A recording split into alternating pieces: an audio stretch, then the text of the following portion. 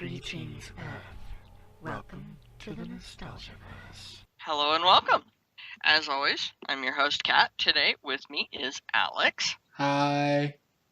And Nick. Hi.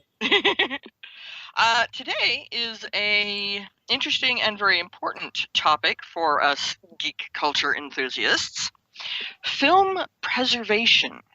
For those of you who may not understand what that actually entails, film preservation is basically taking old films and restoring them in order to preserve their content and quality. Now, the reason for this is that before 1950, films were put on nitrate film, which is flammable and highly unstable. After 1950, they put it on acetate film, which is a little bit more stable, but it still deteriorates. At this point, in the U.S. alone, we have lost probably around 50% of movies that were made before 1950. My God. Anything before 1920, from the 20s and 30s, there's maybe 20% of them still surviving.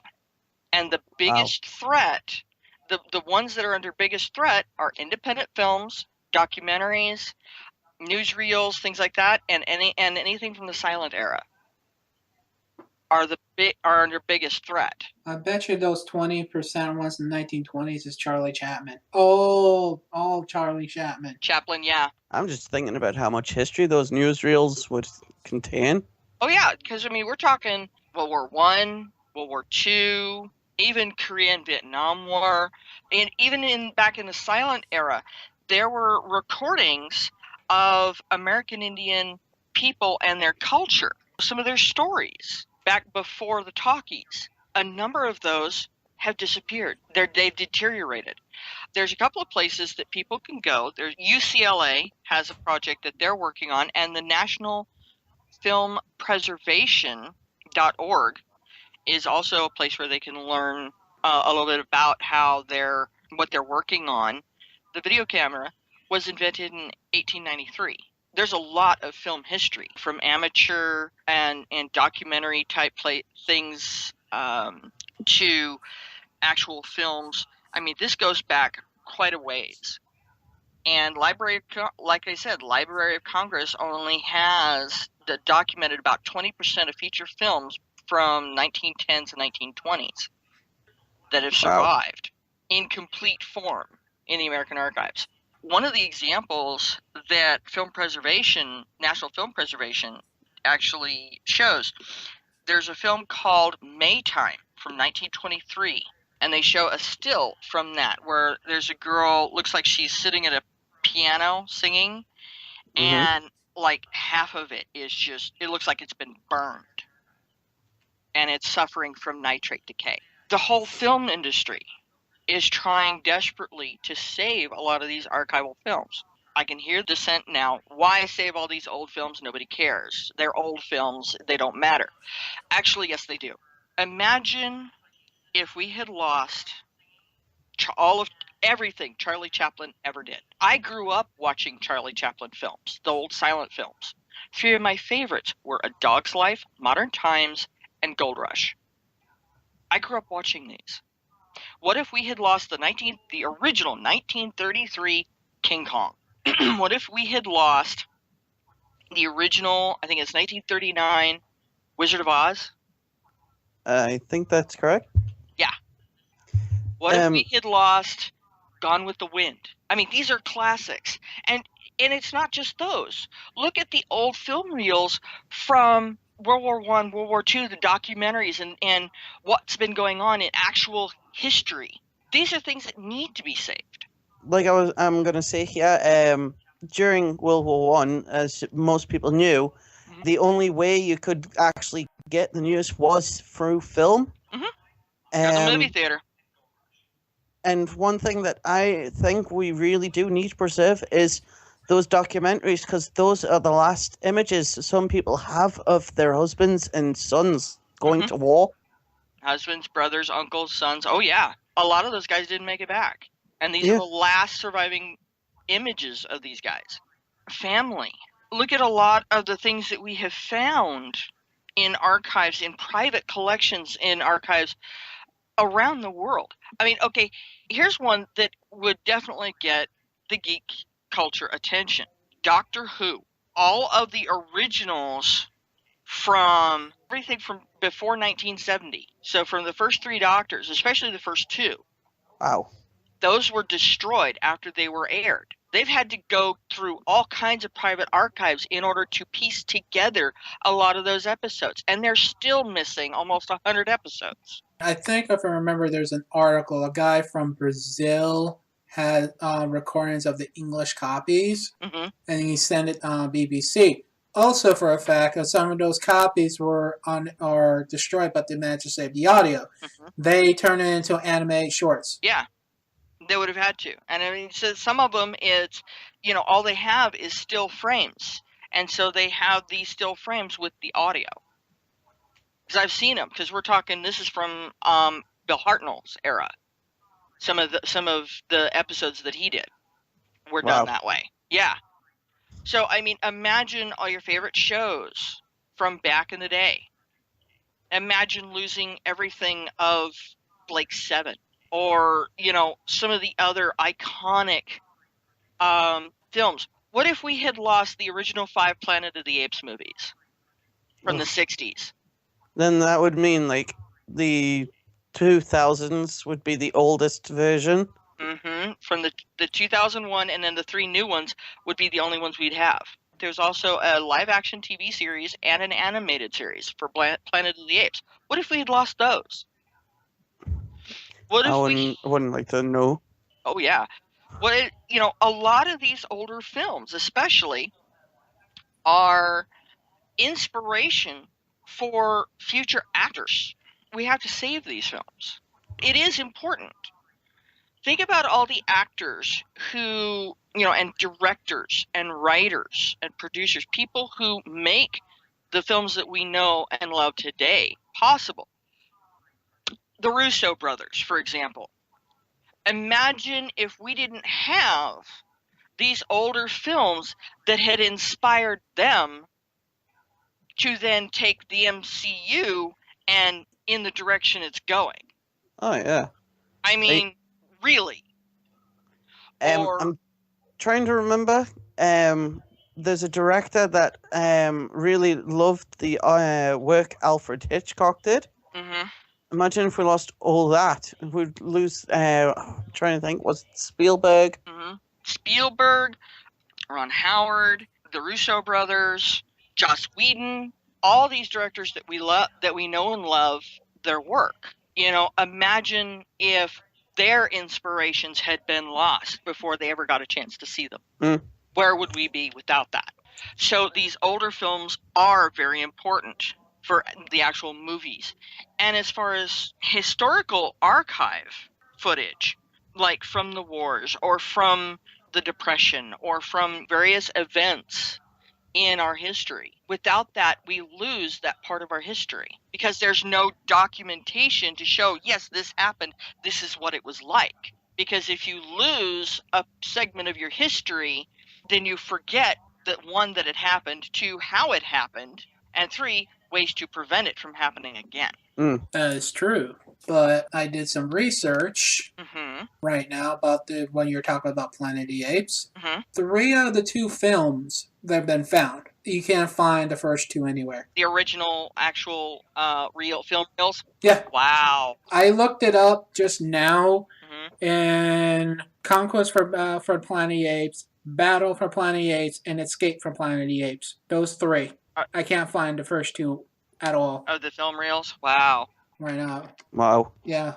Yeah. And preservation restoration is not the same as colorizing, which was a big fad in the 90s, taking old black and white films and using the the grayscale and sepia tones to then map out actual color values to the film to actually give them color. That was a big thing in the 90s. It's not the same thing. You're not changing what's there. You're restoring and saving it. For example, take the original film reels from the first Star Wars film, the original. A New Hope, episode 4. You look at, and there's some behind the scenes stuff where they talk about restoring the film. Some of the audio had faded. You look at the film negative against the restored version, and it's faded. Anything that was black is now like a blue, has a deep blue tint to it. And I mean, it looks horrid by comparison to what we remember when it was first put on the big screen and what we have archived on DVD and Blu-ray now. You look at the original film negatives, and they had deteriorated badly, and they had to restore them in order to do the new releases of them. It's like that across the board. And with nitrate films from before 1950, it's even worse. They look like sections of it is melted, like it had been in a fire. And it's really bad. And with the acetate films, they have the color fading, what they call, let's see, trying to remember the actual term, vinegar syndrome, where the color is like bleached out. So yeah, I mean, it's like, I'm looking at some of the photos here they have on like UCLA, and you can see like the reel itself. It looks like it's rusted. Like the metal case is rusted, and the reel looks like it's just honestly, the best description I could give it is a kebab. It looks like a kebab streak. Oh yeah.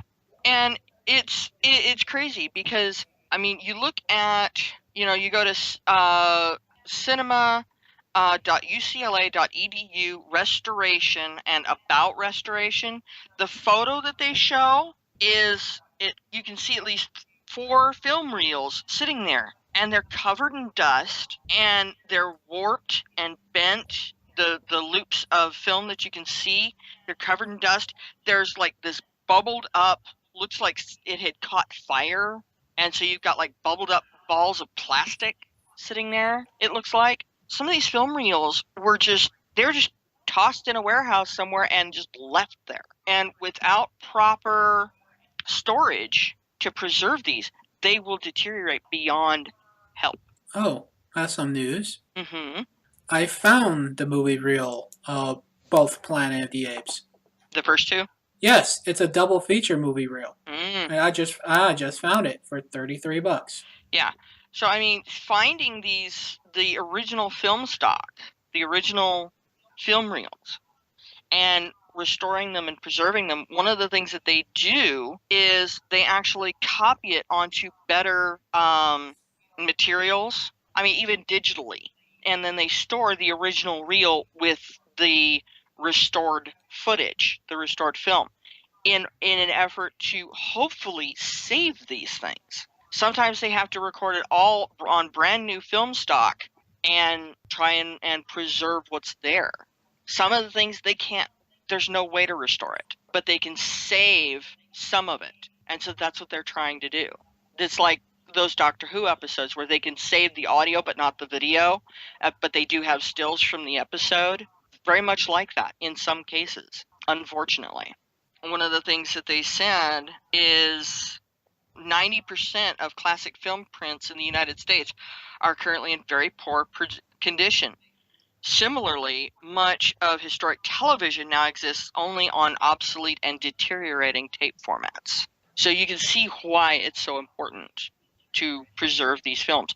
And there's a few different groups that are trying desperately to save and archive these films. But it costs a lot of money to do it because it's very labor intensive.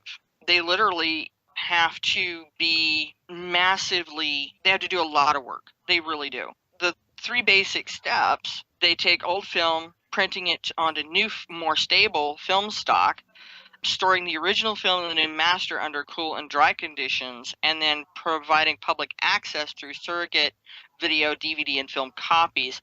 One of the things, there's a lot of work. We're talking very intensive efforts. Actually, I'm looking at it right here. Mm-hmm. Yeah. 7 reel black and white silent features cost about. It says the labor work necessary to save these films is expensive. Yes. In 2010, making a new master. This was in 2010. And viewing point of a 7-reel black and white silent feature costed about $18,000. Yeah, it's not cheap, and it's very labor intensive. Oh. Yeah. You know what? This is... You know what? I'm going to say this now. I really think we need to preserve these for the simple fact that it's history. It is. Without this history, it would... Like, life would be different if you think about it. Very different. Like I said, I mean, look at how many filmmakers who were inspired by some of these older films. Look at how many actors were inspired to become actors because of these older films. You know, there's a lot there. We wouldn't have a lot of these people bringing to life the characters and stories that we love now without them having this inspiration. It goes back to the same old proverb, old saying. I think it's an old saying anyways, or it's something I'm going to say. You can't have inspiration without something to inspire. Yeah. And it's a constant loop. You'll always have somebody make something that inspires someone else. Jan Christopher Horak, director, UCLA Film and Television Archive. He said, specifically, our preservationists must demonstrate the hard-nosed diligence of detectives, the technical skill of accomplished filmmakers, the aesthetic sensitivity of artists, and the allegiance to the truth of historians. Wow. Yeah. Did you actually get a chance to take a breath when you were saying that? But I mean, that just tells you just how intensive this is and how painstaking it is to try and save these films. But it's a worthy goal, because look at the films that we would have lost if they didn't do this. Here's something I'm going to say. If you look at films now, they are so easy to preserve now than back the 1890s through 1950. Yeah. Especially. Look at the advancements we've done, all because people did discover how to first do this. It's significant to film and human history that we need to preserve stuff like this. Because if we don't preserve stuff like this, we're just going to lose a piece of identity. We're going to lose a piece of the humanity that we all know and love. And our history as geek culture enthusiasts, it's part of our culture that we're going to be losing if we don't save these films. Not everybody can get directly involved, but people can still help. A lot of people have recorded TV shows on Betamax and VHS tapes back, especially in the 80s and 90s. A lot of people have film footage, stock footage.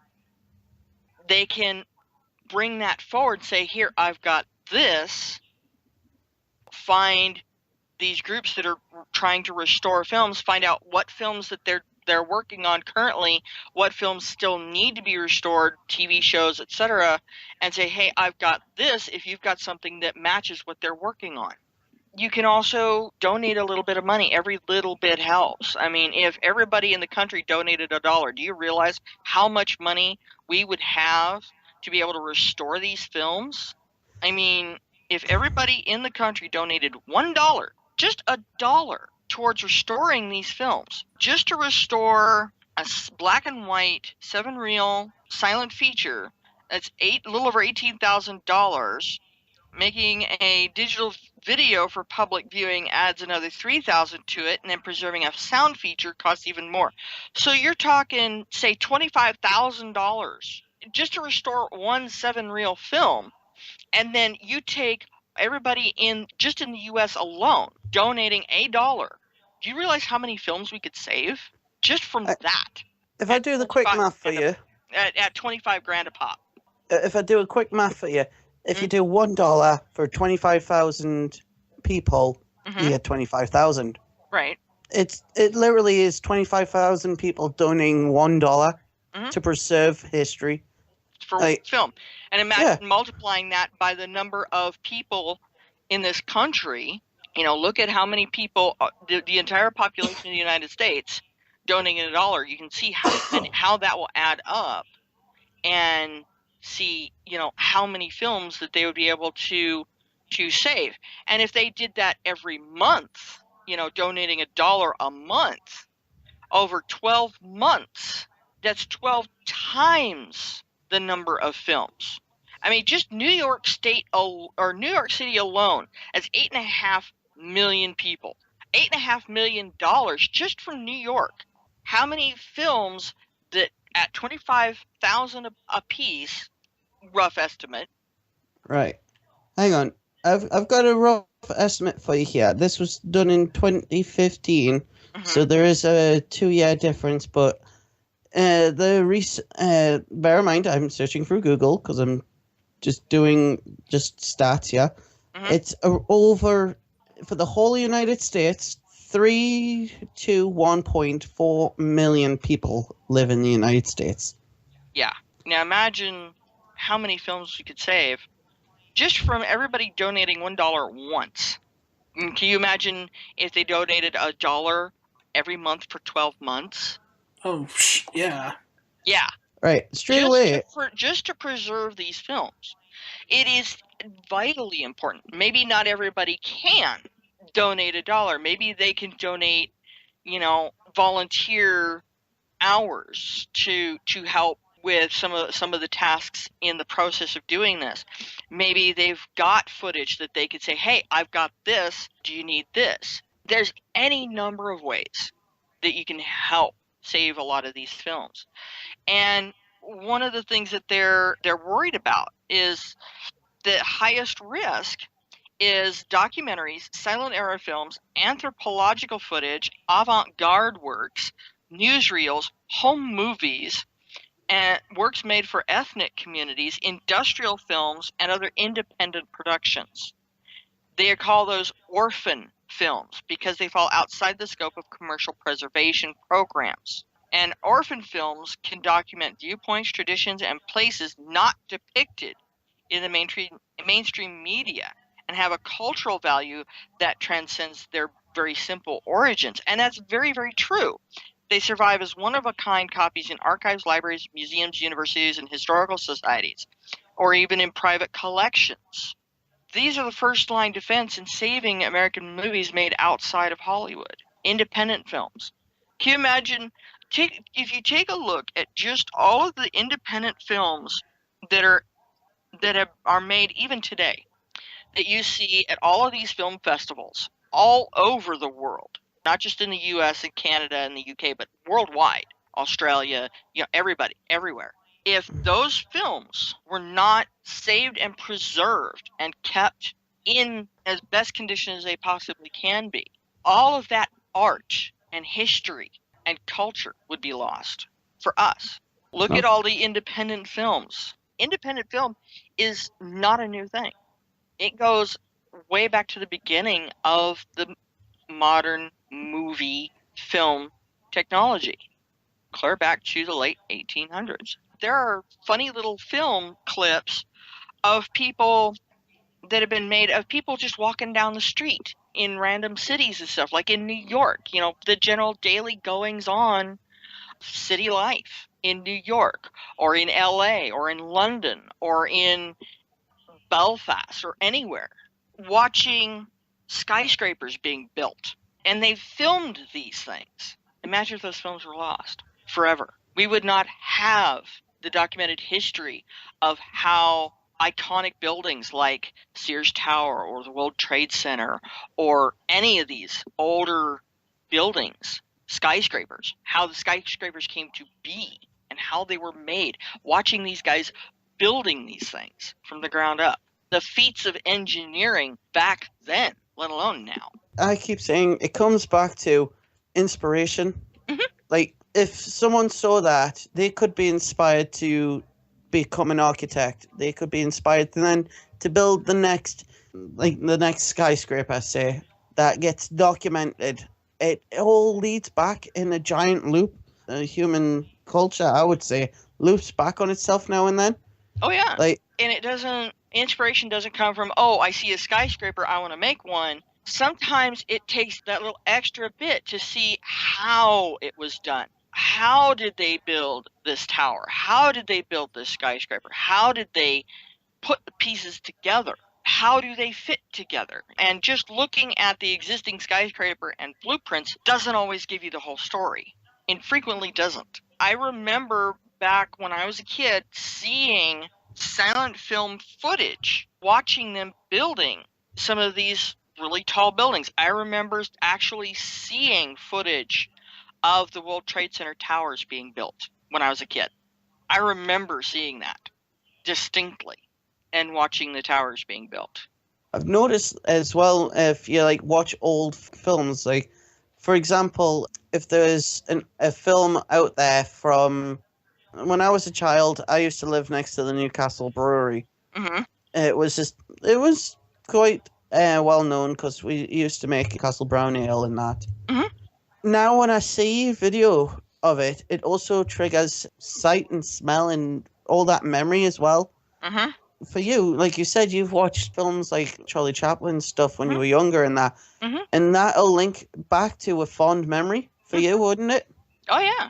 You look at a lot of these movies are filmed in cities. And when you have a particular skyline featured in a movie or TV show, which is very frequently the case, you get to watch as you look at these movies, especially older movies, you see literally the history of the building of these cities. Any movie that takes place in New York, where you actually can see the skyline, you can watch the skyline grow and change, the New York City skyline change over a period of 100 years. How amazing is that? Or Los Angeles, or Seattle. The Seattle Center and the Space Needle was built for the 1962 World's Fair. Damn. And yeah, in fact, there was a movie done by Elvis Presley, and it's titled It Happened at the World's Fair, and it takes place during the 1962 Expo, the World's Fair, in Seattle. So you can see the World's Fair in its heyday. You can see the Seattle Center in its heyday during the Century 21 Expo. Wow. Yeah.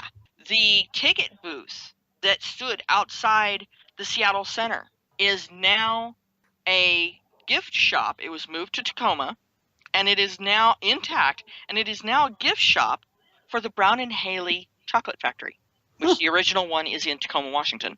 It's kind of cool. These pieces of history are important. People who lived these moments in history, they're not going to be around forever. But the film footage of these moments in history, if we can save them, they can be around for hundreds of years. Can you imagine 200-300 years from now, people looking back on these films, these archives, and going, wow, that's what it looked like back then? Holy crap. And it's even easier for, especially in modern times, to see what cities look like, how people live, their day-to-day lives.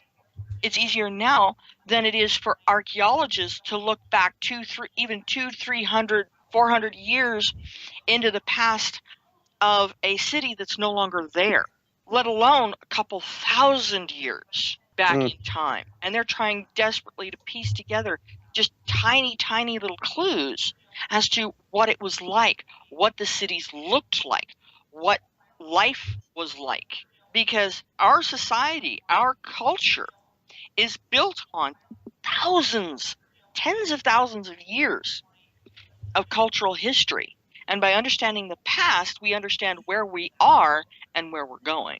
Because without understanding the past, we have no clue. There's, in every story, there's a beginning, there's a middle, and an end.